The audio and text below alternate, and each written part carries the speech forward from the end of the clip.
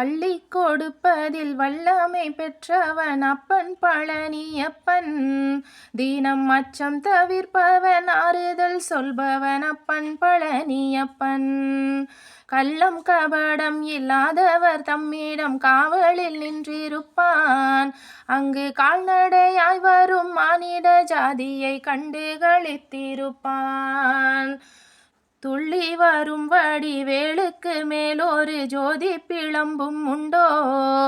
அந்த சுப்பையன் போலொரு அற்புத தெய்வத்தை சொல்ல மொழியும் உண்டோ?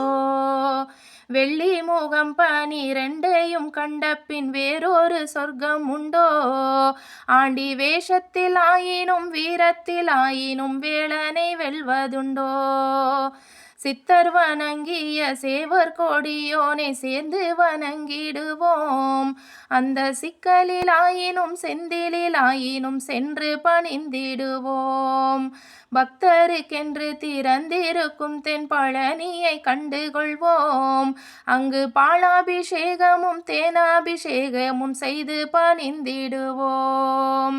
செட்டி முருகனெனும் பெயர் பெற்றவன் தண்டாயுதம் அல்லவோ?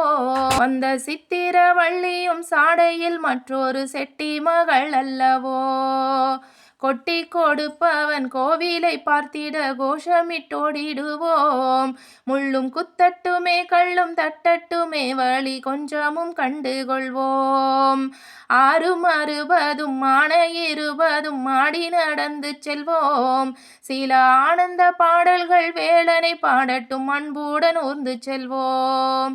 ஊறுகள் நேரட்டும் உமையவள் மைந்தனை உச்சத்தில் வைத்திருப்போம். கையில் உள்ளதை அன்னவன் கோவிலுக்கே தந்து மிச்சத்தில் வாழ்ந்திருப்போம்.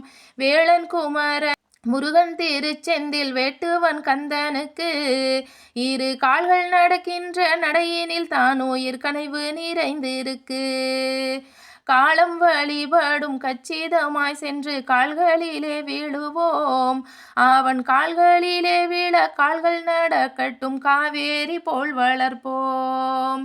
காவேரி போல் வளர்ப்போம். காவேரி போல் வளர்ப்போம்.